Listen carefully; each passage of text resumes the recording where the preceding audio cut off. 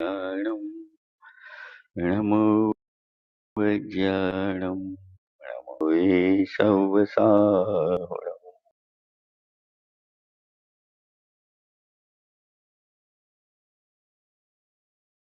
भासते चित्स्वभावाय भावाय सर्वभावान्तरच्छिदे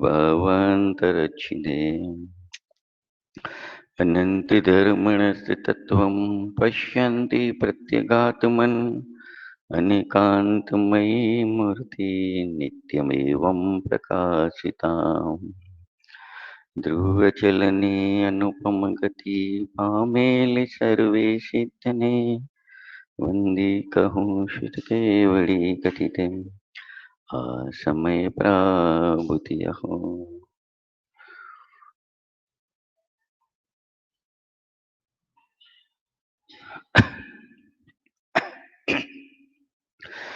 ભરત ક્ષેત્રના ભગવાન શ્રી કુંકુંદાચાર્ય દેવ રચિત ગ્રંથાધિરાજ સમયસાર ઉપર સ્વાધ્યાય ચાલે છે. પહેલો પૂર્વરંગ અધિકાર એની 7મી ગાથા ચાલે છે.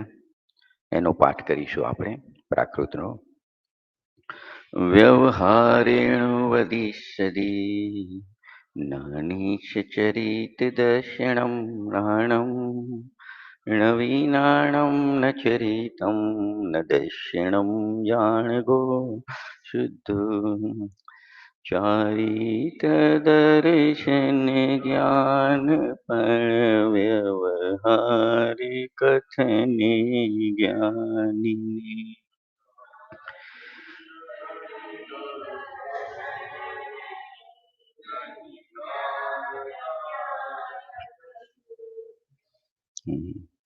આપણે બધું ડિસ્કસ કરતા કરતા અંતિમ એ નિષ્કર્ષ ઉપર પહોંચ્યા અને શોર્ટમાં 7મી ગાથાનું ભેદ પાડ્યા વગર વસ્તુ સમજમાં ના આવે. વસ્તુને સમજવી છે, વસ્તુ સ્વરૂપને સમજવી છે તો વસ્તુ એક અભેદ છે. ભેદ ના પાડો ત્યાં સુધી વસ્તુ સમજમાં આવતી નથી અને જ્યાં સુધી ભેદમાં અટકો છો ત્યાં સુધી અનુભવ થતો નથી. તો ભેદ વગર વસ્તુ સમજમાં આવતી નથી તો ભેદ પાડે વ્યવહાર થઈ ગયો. એ શું થઈ ગયો? વ્યવહાર. અને ભેદનો નિષેધ કર્યા વગર અનુભવ થતો નથી તો ભેદનો નિષેધ કર્યો એ નિશ્ચય થઈ ગયો. શું થઈ ગયો? નિશ્ચય. વ્યવહાર કેવી રીતે સાથે છે ખ્યાલ આવે ને? બંને બતાવે છે વસ્તુને, બતાવે છે વસ્તુને. હવે એ વસ્તુ અભેદ વસ્તુ છે તો એને ખાલી આત્મા આત્મા આત્મા કર્યા કરીએ તો ખબર ના પડે. આત્મા એક અભેદ વસ્તુ છે, દરેક વસ્તુ અભેદ છે. તો એમાં ભેદ પાડીને સમજાવવું પડશે કે આત્મામાં જ્ઞાન છે, દર્શન છે, ચારિત્ર છે, સુખ છે, વીર્ય છે, પ્રભુતા છે, વિભુતા છે, સર્વદર્શિત્વ છે, સર્વજ્ઞત્વ છે, એ બધી પ્રકાશત્વ છે. ખ્યાલ આવે ને? તો ભેદ પાડ્યા વગર વસ્તુ સ્વરૂપ સમજાય નહીં. આત્મા આત્મા કર્યા કરીએ કોઈ તો. હવે ભેદ પાડે વ્યવહાર થઈ ગયો. હવે આત્માને સમજ્યો તો ખરા કે આવો આત્મા છે, પણ જ્યાં સુધી ભેદોમાં અટકશે ને ત્યાં સુધી ભેદોમાં ભટકશે, ત્યાં સુધી સંસારમાં લટકશે. ભેદમાં અટકવું નહીં, ભેદોમાં ભટકવું નહીં. ખ્યાલ આવે ને? તો શું કરવું? તો પ્રયોજનવશ ભેદ કર્યો હતો ને અભેદને સમજાવવા માટે. હવે સમજાઈ ગયું આત્મામાં આવું બધું હોય છે, આવો આત્મા છે. હવે ભેદનું લક્ષ છોડી ભેદનો નિષેધ. તો અભેદ એ નિશ્ચય છે, નિશ્ચય નહીંનો વિષય. અભેદ આત્મા એ નિશ્ચય નહીંનો વિષય છે અને ભેદરૂપ આત્મા એ વ્યવહાર નહીંનો વિષય છે. એટલું નક્કી થયું. આપણે આગળ વધીએ. આપણે હે ને ટીકામાં શું કહે છે? એટલે આ નિશ્ચય નહીં ને વ્યવહાર નહીં છે ને. તો આપણે હવે આ કથન ઉપરથી એમ કહીશું કે આ નિશ્ચય વ્યવહારનો સંબંધ કેવો છે એ સમજીશું. નિશ્ચય વ્યવહારનો સંબંધ આપસમાં શું છે? સંબંધ છે. વ્યવહાર તરફથી વાત કરીએ તો વ્યવહાર નહીં નો નિશ્ચયની સાથે પ્રતિપાદક પ્રતિપાદ્ય સંબંધ છે. કયો કીધો? પ્રતિપાદક પ્રતિપાદ્ય. કોના તરફથી? વ્યવહાર નહીં તરફથી કથન કરીએ એ વ્યવહાર નહીંનો નિશ્ચય સાથે પ્રતિપાદક પ્રતિપાદ્ય સંબંધ છે. પ્રતિપાદક એટલે બતાવનાર વ્યવહાર નહીં, અને પ્રતિપાદ્ય એટલે જેને બતાવવામાં આવ્યું તે નિશ્ચય. એક તો આ વાત થઈ. આમાં આ પહેલી વાત થઈ, ભેદ પાડ્યા વગર વસ્તુ સમજમાં આવતી નથી. તો આવો એક સંબંધ સહજ જ છે કે અભેદને સમજવું છે તો ભેદ પાડ્યો, તો ભેદ પાડ્યો વ્યવહાર થઈ ગયો. તો વ્યવહાર પ્રતિપાદક છે કોનો? નિશ્ચયનો. અને નિશ્ચય પ્રતિપાદ્ય છે કે વ્યવહાર દ્વારા બતાવવામાં આવે છે. આટલું ક્લિયર થઈ ગયું. એક બીજો પણ સંબંધ આવે છે, આ વ્યવહાર તરફથી કીધો ને. હવે બીજો પોઈન્ટ હતો ને, પહેલી લીટી પૂરી થઈ ગાથાની, હવે બીજી લીટી. તો નિશ્ચય તરફથી વાત કરીએ તો નિશ્ચયની વ્યવહાર નહીંનો નિષેધક છે અને વ્યવહારની નિષેધ્ય છે. નિષેધક એટલે નિષેધ કરનાર.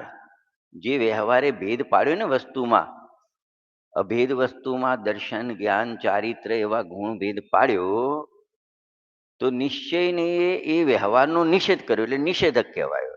તો નિષેધ્ય કોણ થયું? નિષેધ્ય વ્યવહાર. બે સંબંધ થયા. એ તમને આ સંબંધની ગાથાઓ જોઈશું. ટોટલ વ્યવહાર શબ્દની તો 28 ગાથાઓ છે. કેટલી? 415 માંથી, કે જ્યાં વ્યવહાર વ્યવહાર વ્યવહાર એવો શબ્દ મૂળ ગાથામાં આવતો હોય. આમાં જોઈએ આ સંબંધ બતાવતી આ બે માંથી કોઈ પણ એક સંબંધ. તો 7મી ગાથા, ત્યાં કયો સંબંધ છે કે બીજો બતાવ્યો ને, નિશ્ચય તરફથી નિશ્ચયનો વ્યવહાર સાથે નિષેધક નિષેધ્ય સંબંધ છે. અને વ્યવહારની પણ વાત આવી, પ્રતિપાદક પ્રતિપાદ્ય. 8મી ગાથા વ્યવહારની છે. વ્યવહાર દ્વારા બતાવવામાં આવે છે ને, મલેશની ભાષામાં મલેશને સમજાવવામાં આવે છે. અને 272 ગાથા, એમાં પછી આ વાત આવશે નિષેધક નિષેધ્ય વાળી. જોઈએ છે આપણે. જો તો નિશ્ચય નહીં નિષેધક છે અને વ્યવહાર નિષેધ્ય છે. નિશ્ચય નહીં વ્યવહાર નહીંનો નિષેધ કરે છે માટે એને નિષેધક કહેવાય, અને નિશ્ચયની દ્વારા વ્યવહારનો નિષેધ થાય છે માટે એને નિષેધ્ય કહેવાય. શું કહેવાય? નિષેધ્ય. તો કેમ કરે છે? નિશ્ચયની દ્વારા વ્યવહારનો નિષેધ કરવામાં કેમ આવે છે? ન કરો તો શું થાય? એ વ્યવહારમાં જ અટકેલો રહે છે, વ્યવહારમાં ભટકેલો રહે છે. અને એનું ફળ શાસ્ત્રોમાં કીધું છે સંસાર. શું છે? કારણ કે ત્યાં વિકલ્પ છે, ભેદોમાં વિકલ્પ છે. જ્યાં વિકલ્પ છે ત્યાં રાગ છે. જ્યાં સુધી વિકલ્પ રૂપ દશા હોય ત્યાં સુધી સાથે શું હોય? રાગ હોય. હે ને? તો શું કે છે? જો એટલે વ્યવહાર નહીંના આશ્રયે પરિભ્રમણ થાય છે.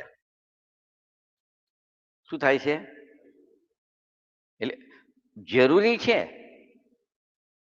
નિશ્ચય નહીંને સમજવા માટે વ્યવહાર જરૂરી છે, પણ વ્યવહારમાં અટકવા જેવું નથી, વ્યવહારમાં ભટકવા જેવું નથી. નહીં તો સંસારનું પરિભ્રમણ, સંસારમાં લટકવાનું ચાલુ રહેશે. ખ્યાલ આવ્યો ને? અને નિશ્ચય નહીંનો આશ્રય કર્યો તો શું થશે? નિર્વાણની પ્રાપ્તિ થશે. વ્યવહાર નહીંનો આશ્રય કર્યો તો પ્રયોજન પૂરતું બરાબર છે. નિશ્ચય નહીંના વિષયને સમજવા માટે નિશ્ચય નહીંનો વિષય જે અભેદ છે એમાં ભેદ પાડ્યો વ્યવહાર થઈ ગયો. બસ, હવે ત્યાં અટકવાનું નથી. હવે આશ્રય અવલંબન કોનું લઈ લેવાનું છે? નિશ્ચય નહીં. એટલે નિશ્ચય નહીંના વિષયનો. તો એના આશ્રયમાં નિર્વાણની પ્રાપ્તિ થાય અને વ્યવહારમાં અટકેલા રહેવાથી સંસારનું પરિભ્રમણ થાય. એટલે 272 ગાથામાં કુંદકુન આચાર્ય દેવે કહ્યું, નિશ્ચય નયાશ્રિત મુનિવરો પ્રાપ્તિ કરે નિર્વાણની. જે નિશ્ચય નહીંના આશ્રિત છે મુનિવરો, એ શાની પ્રાપ્તિ કરે છે? નિર્વાણની પ્રાપ્તિ કરે છે. આટલું ક્લિયર થઈ ગયું? નિશ્ચય વ્યવહારનું જોડું કેવું છે, હે ને? આમ નિશ્ચયની દ્વારા વ્યવહારનો નિષેધ કરવામાં આવે છતાં પણ નિશ્ચયની રક્ષા કરવા માટે વ્યવહાર જરૂરી છે. ઘડીકમાં આને વજન આપ્યું, ઘડીકમાં આને આપ્યું, પછી પાછું આને આપ્યું. પહેલા અભેદને સમજવા માટે વ્યવહાર જરૂરી છે. પછી વ્યવહારમાં અટક્યા તો ભટક્યા, સંસાર પરિમળ, તો પછી એનો નિષેધ કરવો જરૂરી છે, પાછા ક્યાં નિશ્ચયમાં. તો કોઈ સર્વથા નિષેધ્ય છે એમ માની છોડી દે સમય પહેલા. ક્યારે? જેમ તમે નાવમાં બેઠા નદી પાર કરવા, તો બેસવું જરૂર છે, ઉતરવું છે જરૂરી છે, પણ વહેલા ઉતરી ગયા તો નદીમાં ડૂબી જાય ને. તો જરૂરી છે, નિશ્ચય સુધી પહોંચવું છે ને, તો એને ત્યાં સુધી પહોંચવા માટે, એટલે એમ કે એની રક્ષા માટે આની વ્યવહારની જરૂર છે. ત્યાં સુધી પૂરેપૂરું સુરક્ષિત ના થઈ જવાય ને, વ્યવહારની જરૂર છે. જેમ કીડું હોય ને, કીડું અંદરનો જે વરબ હોય ને, અંદરનો એ નિશ્ચય છે, અને બહારની છાલ છે એ શું કહેવાય? એને પણ કેળું જ કહીશું ને. કેળું લાવો તો કઈ એટલું અંદરનું તો નહીં લાવીએ ને, એને પણ શું કહેવાય? કેળું કહેવાય. અને અંદર હોય એને પણ શું કહેવાય? કેળું કહેવાય. જો હવે જ્યાં સુધી આપણે કેળું લાવીએ છીએ તો વ્યવહાર સહિત લાવીએ છીએ. કેવું લાવીએ છીએ? જ્યાં સુધી નથી ખાવામાં આવતું, ત્યાં સુધી નથી પહોંચાતું, ત્યાં સુધી વ્યવહાર જરૂરી છે.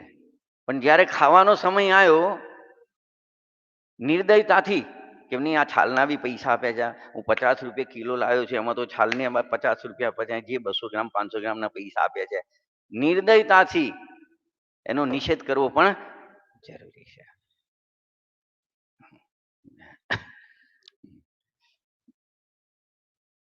એમ નિશ્ચયને સમજવા માટે, એટલે નિશ્ચયનો વિષય, નિશ્ચય જે આત્મા, ત્રિકાળી ધ્રુવ અભેદ આત્મા, એને સમજવા માટે વ્યવહારની જરૂર પણ છે, અને એની પ્રાપ્તિ કરવા માટે વ્યવહારનો નિષેધ કરવામાં આવે છે.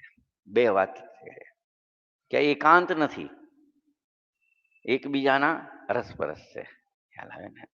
આ બધું સાધક દશામાં હોય છે. સાધ્ય થયા પછી તો પ્રમાણ થઈ જાય છે જ્ઞાન, કે કોઈ આવા કેવડીને નહીં હોતા નથી, અજ્ઞાનીને નહીં હોતા નથી. વચલી ભૂમિકામાં આવું બધું ચાલતું હોય છે. એનું આપણે જ્ઞાન કરવાનું છે. શું કરવાનું છે? જ્ઞાન કરવાનું છે. હવે એક પોઈન્ટ એમાં એવો આવે છે, એક પ્રશ્ન, કે આ ભેદ કરવાનું પ્રયોજન શું છે? ગુણ ભેદ શા માટે કર્યા? એને થોડું ઘૂંટવાની વાત છે. આવા ગુણ ભેદો વસ્તુ અભેદ છે, અને સમ્યક દર્શનની પ્રાપ્તિ પણ નિશ્ચય એવા અભેદના આશ્રય થાય છે. તો ભેદ કર્યા શા માટે? સમજાય છે? અથવા ભેદ કર્યા એ વ્યવહાર છે, તો વ્યવહારની જરૂર શું છે? પ્રયોજન સિદ્ધિ તો ત્યાંથી થાય છે, સમ્યક દર્શન રૂપી. ખ્યાલ આવે ને?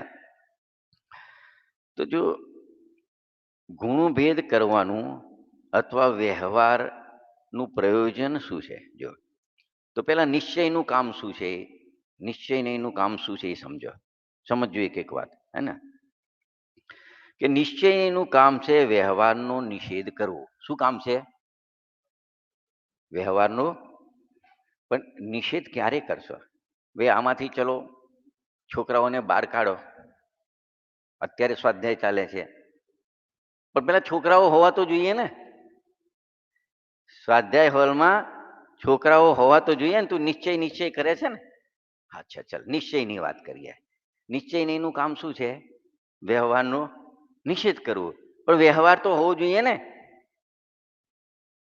નિષેધ કોનો કરશે? સમજાય છે પ્રશ્ન? એક વાત બીજી રીતે વિચારીએ. જો હવે બીજી રીતે વ્યવહાર કેમ હોય છે? તો વ્યવહારનીનું શું કામ છે? એ કેમ હોય છે? પ્રશ્ન એ ચાલે છે. વ્યવહારની શું જરૂર? કામ તો નિશ્ચયથી થાય છે, તો વ્યવહારની શું જરૂર છે? ગુણભેદની શું જરૂર છે? કામ તો અભેદ એવા આત્માના આશ્રય થાય છે, સમ્યક દર્શનનું કામ તો પેલા તારે નિશ્ચયની વાત કરે છે ને, ચાલ નિશ્ચય તરફથી કથન કર્યું. શું કર્યું? કે નિશ્ચયનું કામ છે વ્યવહારનો નિષેધ કરવાનો. તો વ્યવહાર હશે તો નિષેધ કરશે ને. વ્યવહાર જ નહીં હોય તો નિષેધ કોનો કરશે? એક વાત. તો પછી વ્યવહાર કેમ જરૂરી છે? હવે એમ બી થાય ને કે વ્યવહારનું કામ શું છે? નિશ્ચયને બતાવવાનું. એ પ્રતિપાદક છે.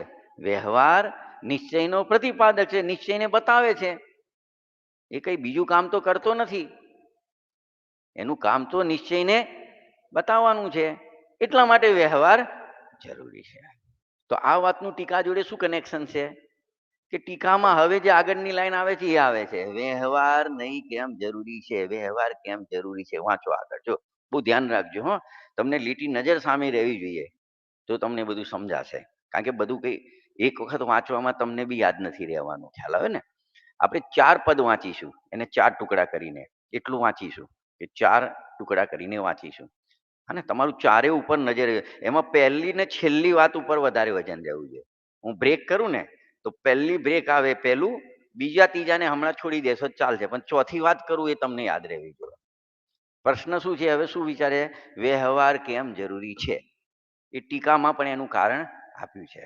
વાંચો, કારણ કે, આવ્યું ને, મળ્યું, આગળની વાત થઈ ગઈ આપણે ચર્ચામાં. કારણ કે અનંત ધર્મો વાળા એક ધર્મીમાં, શું કીધું, અનંત ધર્મો વાળા એક ધર્મીમાં, અનંત ધર્મો વાળા એક, જેમ જો અનંત ધર્મો વાળા એક ધર્મીમાં, સમજણ પડી ને, અનંત ધર્મો વાળા એક ધર્મી, હે ને, અનંત ધર્મો વાળા એક ધર્મીમાં નિષ્ણાત નથી. શું નથી, નિષ્ણાત નથી. નિષ્ણાત એટલે ખ્યાલ આવે ને, નિષ્ણાત નથી, હે ને, કે નથી એને અનેક અનંત ધર્મ એટલે શું એની ખબર નથી, અને એક ધર્મી શું, એક ધર્મી એ શું એની પણ ખબર નથી. એટલે મૂળ તો પ્રયોજન એક ધર્મીને બતાવો છે, એકને બતાવો છે, એકની એ ખબર નથી, અને અંદર અનેકપણું છે વસ્તુમાં એની પણ ખબર, વસ્તુમાં એકપણું છે એની પણ ખબર નથી, અને એ જ વસ્તુમાં અનેકપણું છે એની પણ ખબર નથી. નિષ્ણાત નથી એટલે જાણતો નથી, એના સ્વરૂપને જાણતો નથી, હે ને. એવા નિકટવર્તી શિષ્યજનને, હવે જો આપણે આટલા શબ્દોના અર્થ તો કરીશું, અનંત ધર્મો એટલે શું, અનંત ધર્મો વાળું એટલે શું વસ્તુ, એક ધર્મી એટલે શું, નિકટવર્તી એટલે શું. અત્યારે તો ખાલી એટલું યાદ રાખો કે આટલી લાઈન વાંચી ને એ મગજમાં રાખો, પછી બીજી 2 લાઈન છે એટલે વાંચી લઈએ છીએ, પણ આપણું કનેક્શન ચોથી લાઈન સાથે છે જવાબનું. પછી ધર્મીને ઓળખાવનારા કેટલાક ધર્મો વડે ઉપદેશ કરતા આચાર્યોને, આ બીજો પોઈન્ટ થયો. ત્રીજો પોઈન્ટ, જો કે ધર્મ અને ધર્મીનો સ્વભાવથી અભેદ છે તો પણ નામથી ભેદ ઉપજાવીને, આ ત્રીજો પોઈન્ટ થયો. હવે પહેલાનું અને ચોથાનું કનેક્શન, વ્યવહાર માત્રથી જ એવો ઉપદેશ છે કે જ્ઞાનીને દર્શન છે, જ્ઞાન છે, ચારિત્ર છે. હવે તમે પહેલી ને ચોથી લાઈન ઉપર નજર ફિક્સ રાખો. હવે પહેલી લાઈનમાં હું તમને પ્રશ્ન પૂછું, હે ને, કે ગુણ ભેદરૂપ વ્યવહારનો ઉપદેશ આપ્યો ને ચોથી લાઈનમાં, ગુણ ભેદરૂપ વ્યવહારનો ઉપદેશ આપ્યો. શું ગુણ ભેદમાં શું આપ્યું, જ્ઞાનીને દર્શન છે, જ્ઞાન છે, ચારિત્ર છે, આવો ઉપદેશ આપ્યો, ગુણ ભેદનો ઉપદેશ આપ્યો. કોને આપ્યો, કોને આપ્યો, આચાર્ય આવો ઉપદેશ કોને આપ્યો, તમે જવાબ આપો અંદરથી પહેલી લાઈનમાંથી. નિકટવર્તી શિષ્યને આપ્યો. શું ઉપદેશ આપ્યો,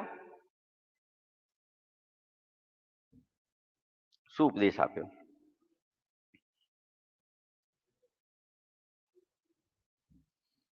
બોલો,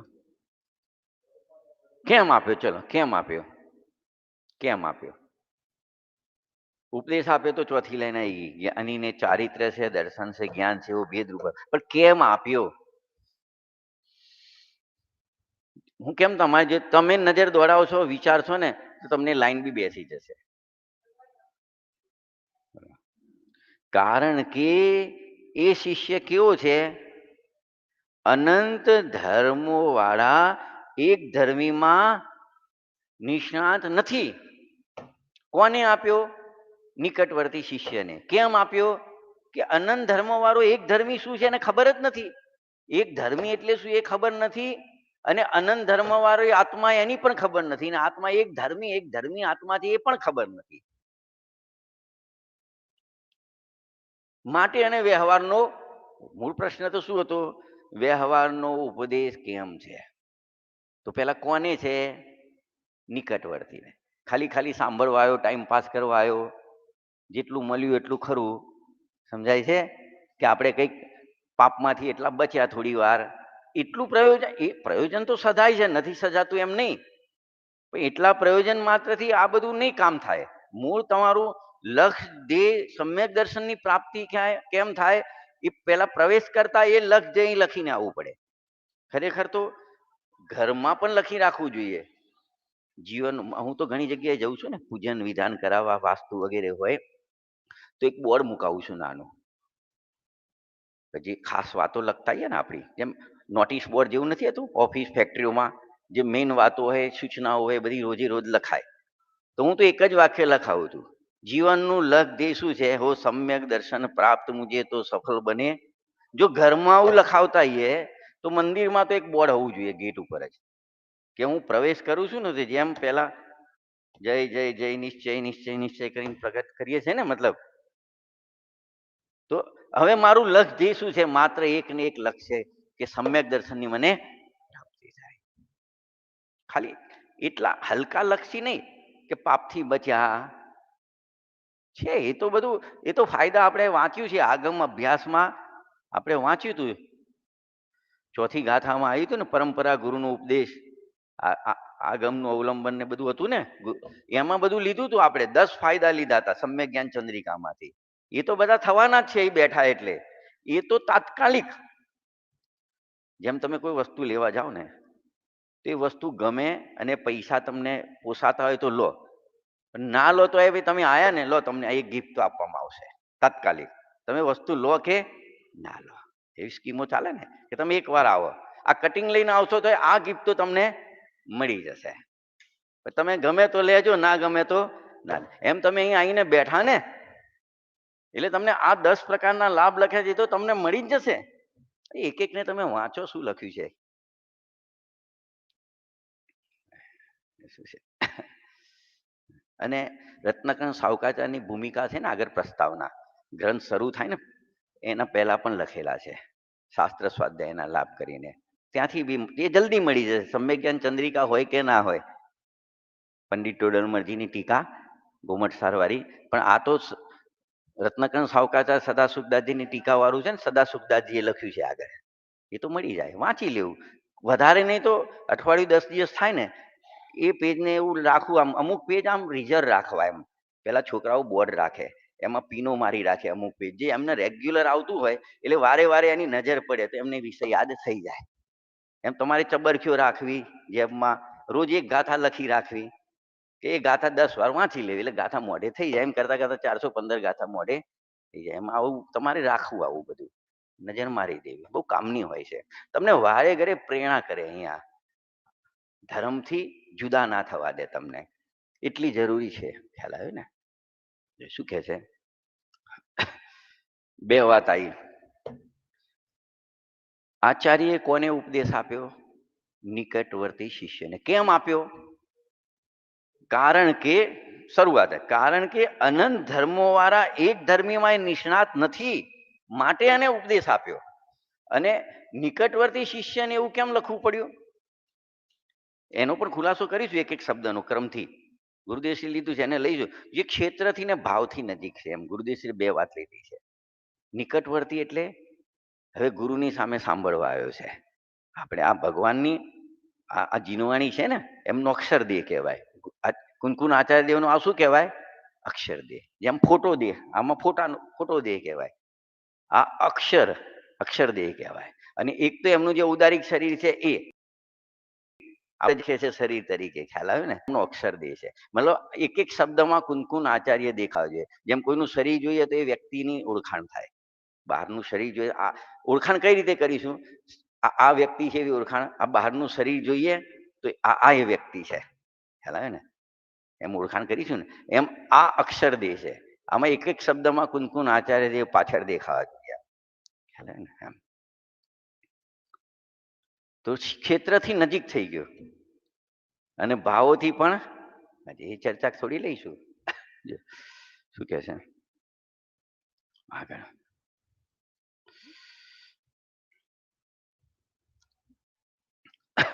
હવે જુઓ, હવે એક એક શબ્દને ખોલતા છે. આપણે 4 પદ વાંચ્યા છે, 4 લાઈન વાંચી ને ટીકાની. એમાં મેઇન આપણી જે કન્ટિન્યુટી હતી, વ્યવહારનો ઉપદેશ કેમ આપ્યો, કેમ જરૂરી છે? કારણ કે અનંત ધર્મોમાં એક ધર્મીમાં નિષ્ણાત નથી આ જીવ, એટલે એને ઉપદેશ આપવો. મતલબ અનંત ધર્મીમાં એક ધર્મી, એનો અર્થ સમજીશું, એનો અર્થ સમજીશું. ખ્યાલ આવે ને? તો જો અનંત ધર્મો વાળા એક ધર્મી એમ કીધું ને, તો અનંત ધર્મો વાળા કહીને ખાલી અનંત ધર્મો જ બતાયા એમ નથી. અનંત ધર્મો વાળા કહીને અનંત ધર્મો તો બતાયા, પણ એક ધર્મી કહીને એનું અભેદપણું પણ બતાવ્યું. ત્યાં અનેકપણું બતાવ્યું, અહીંયા એકપણું બતાવ્યું. ત્યાં ભેદ બતાયા તો અહીંયા અભેદ બતાયા. તમે જે શબ્દ વાપરો, ત્યાં અનેક બતાયા. અનંત ધર્મો એટલે એક કરતા વધારે અનંત થઈ ગયા. તો ત્યાં ભેદ બતાયા તો અહીંયા અભેદ બતાવ્યો. અનંત ધર્મો વાળો એક ધર્મી, આ એનો અર્થ ચાલે છે. તો અનંત ધર્મો કહીને ધર્મના ભેદ બતાયા, તો અહીંયા એક ધર્મી કહીને એને શું બતાવ્યું? અભેદ. શું બતાવ્યો? હા, અભેદ બતાવ્યો. હા, અભેદ બતાવ્યો. ને આપણે આગળ ચર્ચા કરી હતી, જો તમને યાદ રહી હોય તો. હા હા, અનંત ધર્મોને ધારણ કરનાર, તો ધર્મો અનંત છે પણ ધારણ કરનાર ધર્મી એક છે. જેમ શરીર છે ને, કોને કહીશું કે અનેક અંગ ઉપાંગને ધારણ કરનાર શરીર. તો અંગ ઉપાંગ તો અનેક છે, એક કરતા વધારે, પણ શરીર સમજાય છે ને? એટલે આને અંગી કહેવાય શરીરને, અને આને અંગ કહેવાય. અંગ ઉપાંગ ખ્યાલ આવે ને? અંગ કહી દો તો બી ચાલે. તો આ અંગી, પેલા અંગ. શરીર અંગી, પેલા અંગ. આ અવયવી, શરીર અવયવી, પેલા એના અવયવો. એમ એક ધર્મી અવયવી અને એના ભેદ છે, એના અવયવ છે. એક ધર્મી અંગી અને ભેદ એના અંગ છે. ઠીક, આટલું આગળ જઈએ. જો એટલે હવે ભેદ અભેદ આ એક જ વસ્તુમાં એક જ સમય રહેલું છે. અત્યારે અભેદ આત્મા છે, જ્યારે જ્ઞાનીને નિર્વિકલ્પ દશામાં દ્રષ્ટિમાં એક અભેદ આત્મા છે, એ વખતે અંદર ગુણ ભેદો છે કે નથી? દ્રષ્ટિમાં નથી, વસ્તુમાં તો છે ને. એની દ્રષ્ટિ અભેદ ઉપર છે, પણ જે અભેદ વસ્તુમાં અભેદ ઉપર દ્રષ્ટિ છે, એ જ વખતે એ જ વસ્તુમાં એવા ગુણભેદો છે કે નથી?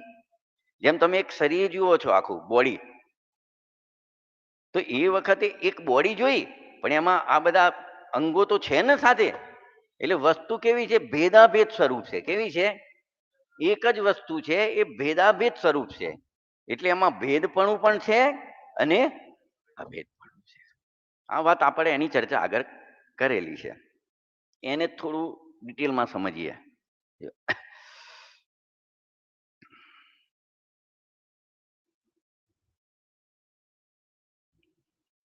તો આપણે આગળ એ ચર્ચા કરી હતી કે વસ્તુ સર્વથા ભેદરૂપ માનો તો શું થાય, અને સર્વથા અભેદરૂપ માનો તો શું થાય? તમે કોઈ યાદ રાખ્યો હોય જવાબ આપો. વસ્તુ કેવી છે? ખરેખર ભેદાભેદ સ્વરૂપ. એટલે ભેદ પણ છે, અભેદ પણ. કોઈ કે ના ના, આપણે તો અભેદથી પ્રયોજન છે, વસ્તુ એકલી અભેદ જ છે. વસ્તુ કેવી છે? એક એકાંતે અભેદ ધર્મનો સ્વીકાર કરે તો શું પ્રોબ્લેમ આવે નીરવભાઈ? હા હા, ગુણભેદ નું શું થઈ જશે? પર્યાય. અહીંયા પર્યાય કીધી છે, એવી ચર્ચા કરીશું. એ ગુણભેદ ને પર્યાય કીધી છે. કેમ? એ પછી પ્રશ્ન આગળ ચર્ચા કરીએ કે જો એકલી અભેદ વસ્તુનો સ્વીકાર કરશો ને, તો આ ભેદો છે ને, ગુણભેદ, પર્યાય ભેદ, એ સિદ્ધ જ નહીં થાય. વસ્તુ અભેદ છે તો આ બધું ક્યાં ગયું? સમજો શરીર એક જ છે, અને આનો સર્વથા સ્વીકાર કરશો તો પછી હાથ ક્યાં ગયો, પગ ક્યાં ગયો, માથું ક્યાં ગયું, પીઠ ક્યાં ગઈ? સમજાય છે ને? એટલે સર્વથા અભેદ નથી. સર્વથા અભેદ માનો તો ગુણ ભેદ સિદ્ધ નહીં થાય, ગુણો સિદ્ધ નહીં થાય. અને સર્વથા ભેદરૂપ માનો તો આ બાજુ લઈ લો. તો તમે સર્વથા ભેદ ભેદ ભેદ જ જોશો તો એક અભેદ વસ્તુ નજરમાં ક્યારે આવશે?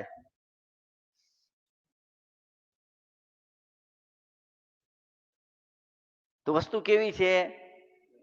ભેદાભેદ. જો આ પ્રમાણનો વિષય છે. શાનો વિષય છે? એવું નથી. સમયસાર અધ્યાત્મનો ગ્રંથ એટલે સ્ટાર્ટિંગથી અધ્યાત્મ મૂકી દીધું. પહેલી ગાથા તો મંગલાચરણમાં છે. બીજી ગાથામાં સમય કહીને જીવ નામનો પદાર્થ કીધો. ત્યાં બી પ્રમાણનો બતાવ્યો. 7 બોલથી ચર્ચા કરી હતી આપણે ડિટેલમાં એક એક બોલની. ત્રીજી ગાથામાં સમય કહીને 6 દ્રવ્ય લીધા. એ 6 દ્રવ્યનું સ્વરૂપ પણ પ્રમાણથી બતાવ્યું.